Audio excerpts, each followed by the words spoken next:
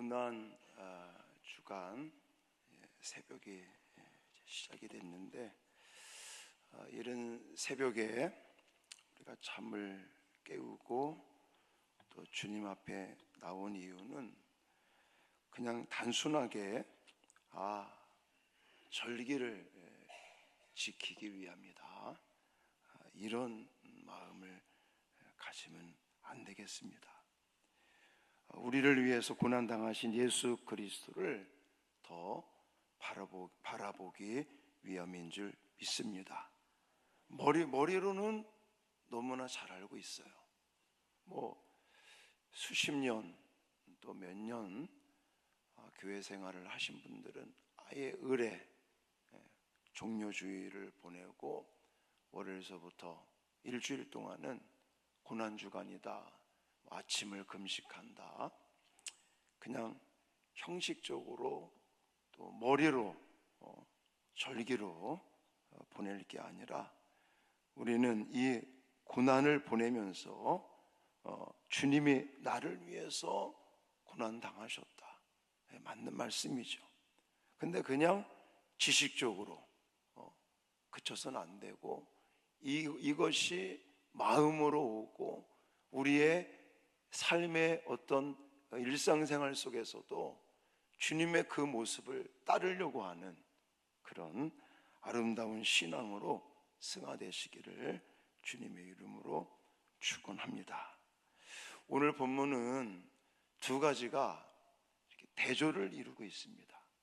그러니까 묵묵히 체포당하시고 또 고난을 당하시면서 아주 아무런 힘없이 그냥 끌려가시는 예수님의 모습과, 또 그 예수님을 따라가긴 따라갔는데 예수님을 부인하는 베드로의 모습, 이 모습이 아주 대조를 이루면서 우리에게 예수님의 모습도 보여주고 계시고, 또 우리 자신들의 모습도 보게 하시는 그런 본문이라고 저는 해석을 합니다. 자, 먼저 예수님은요, 스스로 결박을 당하셨다라는 것을 우리는 기억을 하셔야 됩니다. 12절 말씀을 좀 보시기를 바랍니다. 이에 군대와 천부장과 유대인의 아랫사람들이 예수를 잡아 결박하여, 그래서 끌고 안나스에게로 끌고 갔다, 이런 얘기를 합니다. 자, 가만히 보면 예수님의 모습은 힘이 없어 보입니다.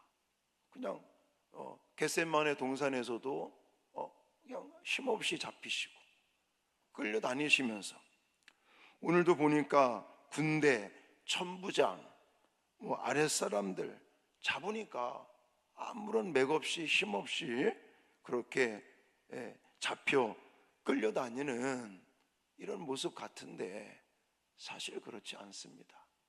예수님이 하나님이잖아요. 하나님. 인간의 몸을 지금 입고 계시지만 예수님은 전지전능하신 만왕의 왕 되신, 말씀 한마디 한마디로 우주 만물을 무에서 유로 창조하신, 전능하신, 무소부재하신 그런 하나님이시란 말입니다. 그분이 한마디만 해도 그냥 한 방에 예수를 지금 잡아 끌고 가는 사람들, 그냥 한마디만 하셔도 사라지게 만들 수 있는 그런 능력이 있으십니다. 예수님께서 힘이 없으셔서 이렇게 맥없이 붙잡히시는 것이 아닙니다. 예수님이 도망칠 수가 없기 때문에 가만히 계시는 것이 아닙니다. 예수님께서 자기를 지금 잡으러 온 사람들 죽일 수 없고 할 수 없어서 그냥 맥없이 이렇게 붙잡히시고 묶이시는 것이 아니라는 겁니다. 이유는 뭘까요? 우리의 구원을 위해서, 저와 여러분들의 죄의 문제를 해결하시기 위해서 그랬다는 사실입니다. 믿으십니까? 예수님의 결박은 결코 패배가 아닙니다. 예수님의 결박, 이 묶이심은 자발적인 순종이고 사랑의 결박이다라고 말할 수 있습니다. 자, 예를 들어 우리가 묶인다, 결박당한다, 그러면 창피스럽죠. 부끄럽죠. 수치로 생각할 때가 많습니다.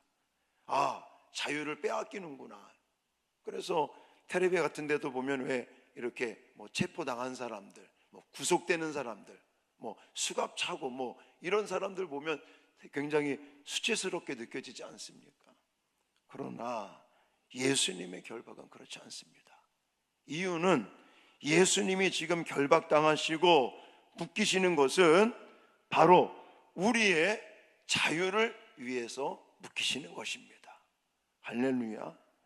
주님이 잡히셔야 우리가 사망에서 살아날 수 있기 때문인 것을 기억하셔야 됩니다. 주님이 신문을 받으셔야 우리의 모든 정죄가 벗어난다는 사실을 우리는 기억을 하셔야 됩니다. 그래서 이사야 선지자를 통해서 분명히 말씀하고 있지 않습니까? 그가 징계를 받음으로 우리는 평화를 누리고 그가 채찍에 맞음으로 우리는 나음을 얻었도다. 할렐루야. 예수님의 고난은 단지 안타까운 사건이 아니에요. 여러분, 좀 죄송한 말이지만 이 새벽에 잠을 깨워가면서 나와서 이 자리에 예수님의 고난에 동참한다고 지금 우리 나와 있는데, 아, 예수님 불쌍하다. 물론 불쌍하시죠. 인간적으로 봤을 때는 얼마나 처참한 이 모습입니까? 그러나 우리의 마음속에 아, 예수님 딱하시다, 불쌍하시다, 여기서 머무르시면 안 됩니다. 예수님이 이 사람들의 음모 속에 이런 죽임을 당하시고 결박당하시는 것은 결국 누구를 위한 것이다? 나를 위한 것이다. 나의 죄를 위해서, 나의 저주를, 나의 그 저주에서 참된 자유와 해방을 주시고 새 생명을 주시기 위한 하나님의 사랑의 묶임이다, 결박이다 라는 사실을 기억하시기를 바랍니다. 여러분, 우리가 이제 아침도 또 금식을 할 겁니다. 또 우리 일주일 동안 예수님의 고난에 동참합니다. 또 새벽 시간에 나와서 이렇게 기도로 모입니다. 이런 시간 아, 예수님 불쌍하다, 그냥 딱하시다, 여기서 머무를 게 아니라 바로 나의 죄 때문에 잡히셨다, 나의 자유 때문에 그분이 이렇게 맥없이 끌려가셨다. 여러분, 주님 나를 위해서 살리시고 또 나에게 새 생명을 주신 것을 기억하며 날마다 예수 그리스도를 바라보고 눈에 보이지는 않지만 성령으로 우리와 함께 하시는 그 주님과 날마다 동행하시는 저와 여러분 되시기를 주님의 이름으로 축원합니다. 또 예수님은요, 흔들리지 않는 걸 볼 수가 있습니다. 다 읽을 수는 없겠지만 19절 이하에 보시면 예수님은 안나스 앞에서 신문을 받으십니다. 그리고 그러면서 19절 같은 데 가보시면 대제사장이 예수에게 그의 제자들과 그의 교훈에 대하여 물으니 20절에 예수께서 대답하시되 내가 드러내 놓고 세상에 말하였노라. 숨기지 않아요. 흔들리지 않습니다. 주님은 숨기지 아니하시고 당당하게 자신이 비록 지금 사람들에 의해서 맥없이 묶이고 끌려다니고 나중에는 처참하게 십자가에 못 박혀 돌아가시게 되지만, 그렇다고 해서 내가 자신이 예를 들어 메시아인 것을, 자신의 정체성을 절대로 감추지 않습니다. 그런데 베드로는 어떻게 했어요?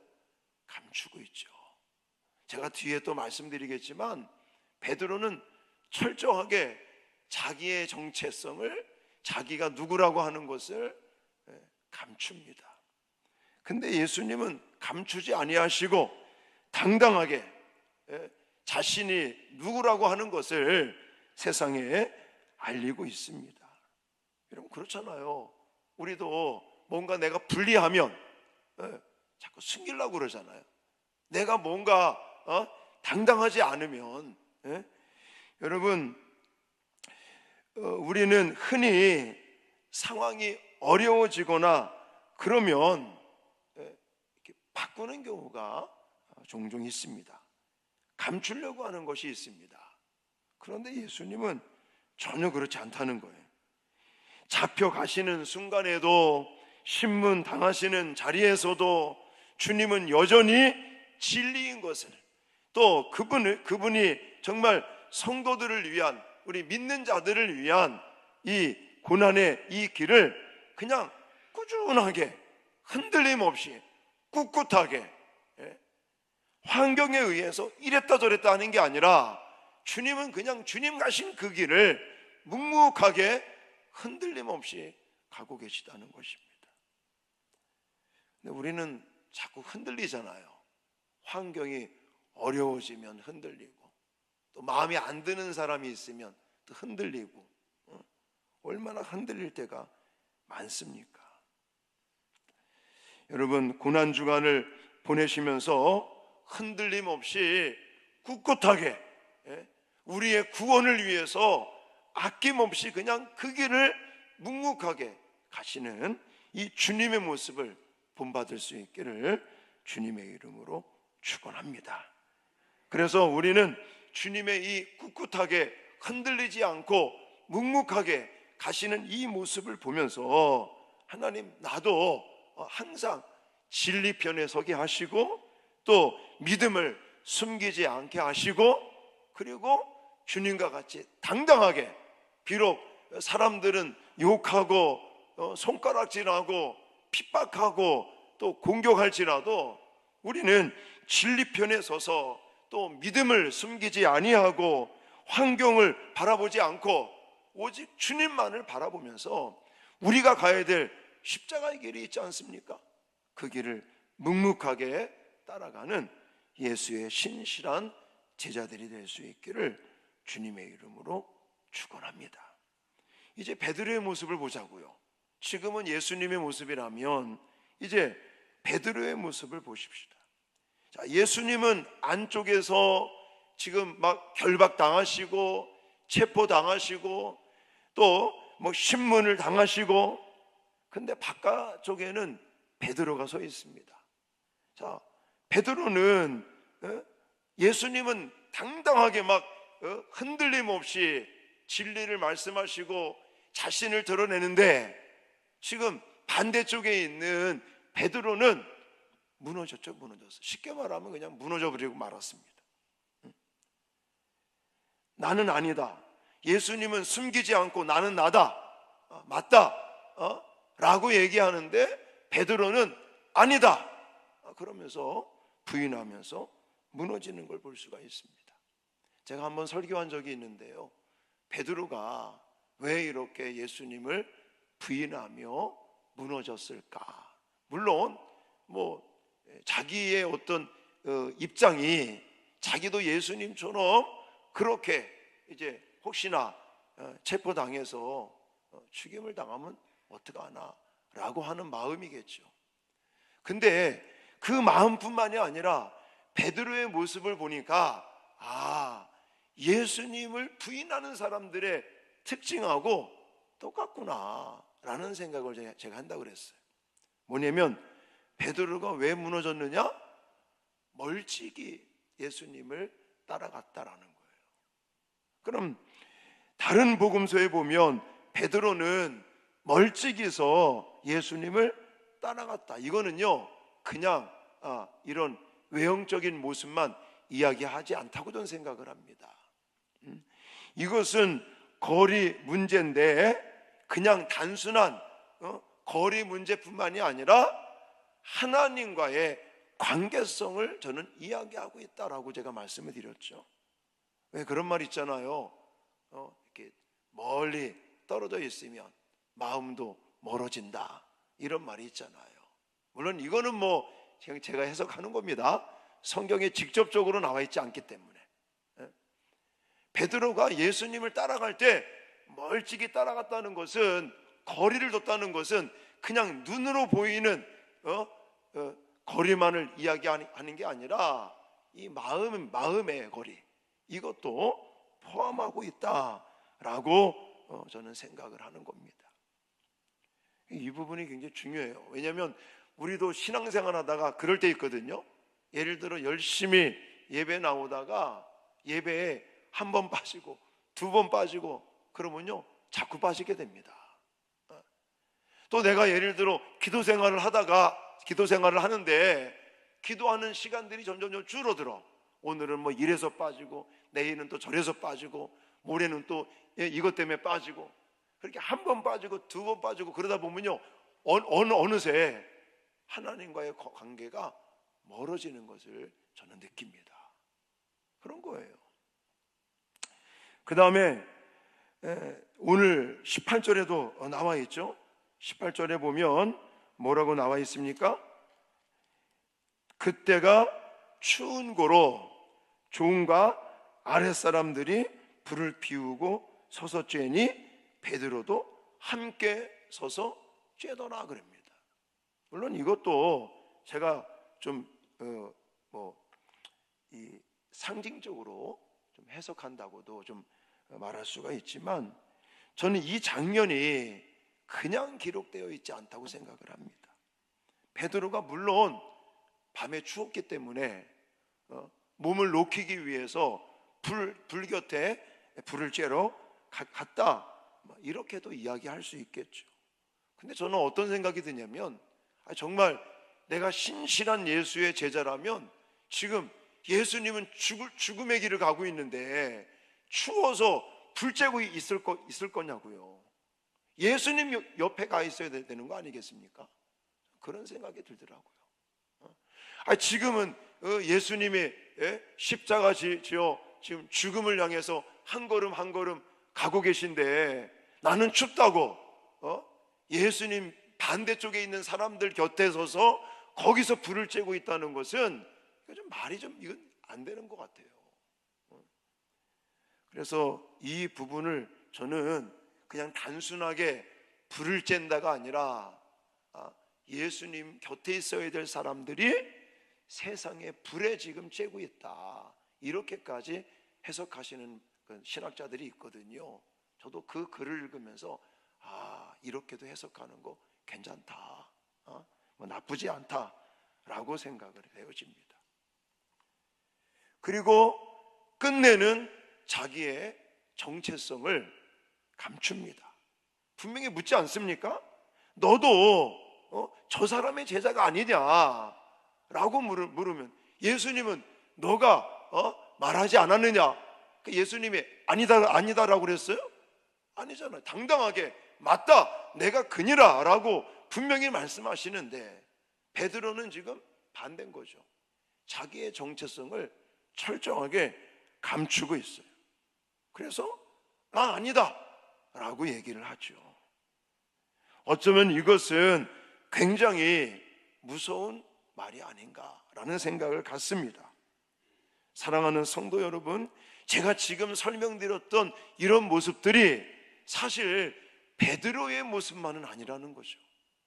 오늘날 예수님을 따라간다고, 예수님의 제자로 살아간다고 말하는 저와 여러분의 모습일 수도 있다는 것입니다. 그렇다면 질문을 던져야 되겠죠. 나는 과연 누구 편에 지금 서 있는가? 어느 편에 서 있는가? 예수의 편에 서 있는가? 아니면 세상 쪽에 속해 있는가? 말은 나 예수 믿어, 나 교회 목사야, 나 교회 집사야, 나 주일날이면 교회 가서 예배드리고 봉사하고 열심히 해. 그런데 그런 모습으로 살아가는 것 같은데 내 마음 중심은 지금 어느 편에 서 있느냐라는 거예요. 예수님의 편에 서 있느냐, 아니면 불리하니까 세상 편에 서 있는가? 유리할 때는 예수님 편에 서 있다가 불리하면 세상 쪽에 서 있지는 않는가? 우리 자신들을 한번 돌아볼 수 있기를 주님의 이름으로 축원합니다. 그래서 오늘 이제 이 고난주간 특별 새벽기도회가 또 시작이 됐고, 또 아침 금식도 하면서 우리가 고난주간을 보내는데, 오늘 첫 번째 시간을 맞이해서 묶이시는 예수님과 또 부인하는 이 베드로의 모습을 대조적으로 우리에게 소개하면서 여러분들에게 좀 몇 가지 말씀을 드렸습니다. 예수님의 이 묶이고 신문 당하시고 이러는 것은 그냥 불쌍하시다, 안 됐다, 여기서 그치면 안 된다고 그랬어요. 물론 불쌍하고 인간적으로는 너무나 안타깝고 마음이 쓰리죠. 근데 우리는 거기서 머무를 것이 아니라 예수님이 능력이 없으셔서가 아니라 무엇 때문에? 누구 때문에? 바로 우리의 죄 때문에, 나 때문에, 저와 여러분 때문에, 할렐루야, 예수님이 그 길을 가셨다는 것을 잊지 않는 거죠. 그러면서 두 번째, 예수님은 절대로 흔들리지 않으셨다. 본인이 이제 죽을 거니까, 본인이 뭐 이렇게 어려우니까, 힘드니까 뭐 이랬다 저랬다 하시는 분이 아니라 끝까지, 처음부터 끝까지 묵묵하게 주님의 가시는 그 길을 우리도 따라가야 되지 않겠습니까? 근데 베드로는 그러지 않았다고 그랬어요. 베드로는 그저 어떤 멀찍이서 이게 거리적으로만 멀은 게 아닌 거예요. 그냥 단순하게 몸이 추우니까 불을 쬐다? 물론 그렇게도 볼 수도 있지만 좀 우리가 영적으로 이것을 해석하자는 것이죠. 결국은 자신의 정체성도 숨겼던 이 베드로는 예수님 편에 서지 못하고 세상 쪽에 또 자신의 어떤 이익을 위해서 어떤 예수님 편에 서지 못하고 예수님을 부인하게 됐는데, 그래도 다행스러운 것은 그런 실패한 베드로를, 무너진 베드로를 다시금 회복시키시는 하나님도 생각하시면서 정말 당당하게, 정말 이번 기회뿐만이 아니라 우리가 늘상 예수님의 제자요, 하나님의 자녀요, 믿음의 사람인 것을 당당하게 세상에 이야기하고, 또 예수님의 제자답게, 믿는 자답게, 하나님의 자녀답게 살아갈 수 있는 저와 여러분들이 되어질 수 있기를 주님의 이름으로 축원합니다. 그런 의미에서 이번 주 우리가 전도 대상자들 꼭 만나시고 또 맛있는 것도 사주고 하면서 이번에 교회 한번 가자, 부활주일인데 교회 가서 예배드리자 초청도 하시고 담대히 복음을 전하면서 전도에 힘쓰는 우리 모두가 될 수 있기를 주님의 이름으로 축원합니다.